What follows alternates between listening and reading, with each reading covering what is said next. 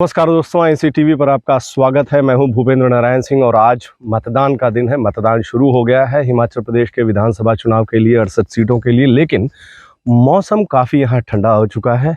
खास करके आज मतदान वाले दिन पूरी तरह से कोहरा है और मतदान केंद्र पर अभी धीरे धीरे लोग जा रहे हैं। दोपहर बाद इनकी संख्या काफ़ी बड़ी बताई जा सकती है। तो मौसम बेशक ठंडा हो, लेकिन लोगों में जो है वो जोश उत्साह मतदान के लिए बहुत ज़्यादा है। लोगों की नाराज़गी ये तय है कि मौजूदा सरकार से महंगाई के मुद्दे को लेकर, रसोई गैस को लेकर, ओपीएस स्कीम को लेकर, जो ओल्ड पेंशन स्कीम है उसको लेकर नाराज़गी तो है। अब देखते हैं कि जो लोग मतदान डालते हैं उसका रिजल्ट क्या होता है। फिलहाल मौसम काफ़ी ठंडा है, चुनावी जो सरगर्मियां हैं वो तेज़ हैं और आपको आंकड़ों के अनुसार बताते हैं कि हिमाचल प्रदेश का विधानसभा चुनाव क्यों महत्वपूर्ण है।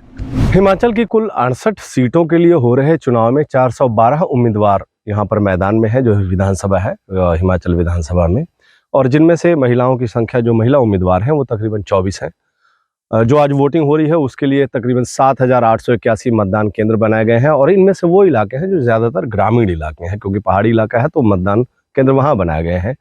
और उनकी जो ग्रामीण मतदान केंद्रों की संख्या है 7,235 है। 646 मतदान केंद्र शहरी इलाकों में है, छोटे छोटे के जो कस्बे हैं। सबसे अधिक मतदाता वाला बूथ कांगड़ा में है, जहां 1625 मतदाता वोट डाल सकेंगे, लेकिन जो सबसे कम वाला बूथ है वो लाहौल, खूबसूरत लाहौल स्पीति में है, जहां कुल 92 वोटरों के लिए बूथ बनाया गया है। जो महत्वपूर्ण मुद्दे हैं इस चुनाव में वो है सेब बागवानों की नाराजगी, पहला मुद्दा। जम्मू कश्मीर के बाद हिमाचल सबसे अधिक सेब उत्पादन करने वाला प्रदेश है। सेब की मार्केटिंग में अडानी समूह समेत विभिन्न बड़े उद्योगपतियों के प्रवेश से सेब बागान वाले और सेब उगाने वाले को फसल की कीमत वैसे ही कम मिलने लगी। उन्हें लेकर सरकारी रवैया भी दिनों दिन बदतर होता गया और इसलिए विधानसभा चुनाव में यह बहुत बड़ा मुद्दा उभर के आ रहा है। सेब बागवानों को देखा हमने किस तरह से वो जो किसान थे वो धरने दे रहे थे कई दिनों तक, और कांग्रेस ने जिस तरह से सेब बागवानों के लिए सेब के दाम खुद तय करने की गारंटी की घोषणा की है, उससे बीजेपी काफी परेशान है और परेशान होना स्वाभाविक ही है। दूसरा मुद्दा, परिवारवाद के आरोप झेल रही है बीजेपी हिमाचल प्रदेश में। बीजेपी के जो असली गुस्सा है वो यह है कि बीजेपी ने 4 विधानसभा क्षेत्रों में पार्टी नेताओं के परिवारों के सदस्यों को चुनाव में उतारा है।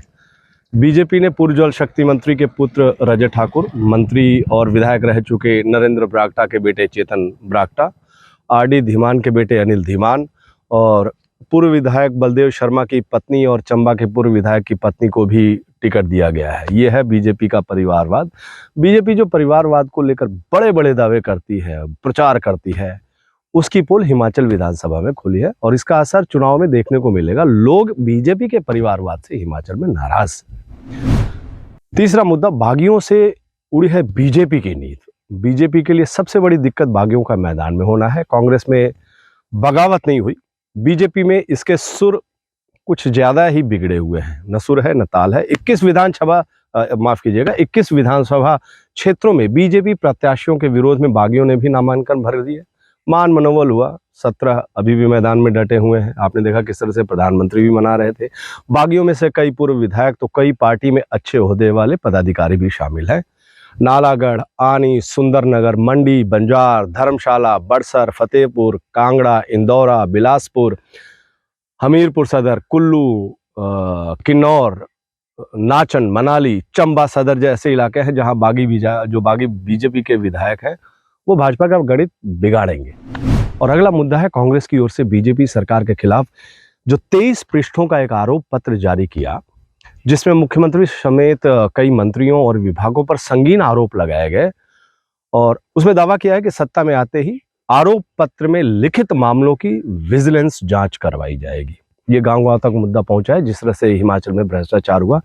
इसे जारी करते हुए कांग्रेस ने कहा था कि जयराम ठाकुर सरकार ने राज्य में लूट की छूट उसका नाम दिया।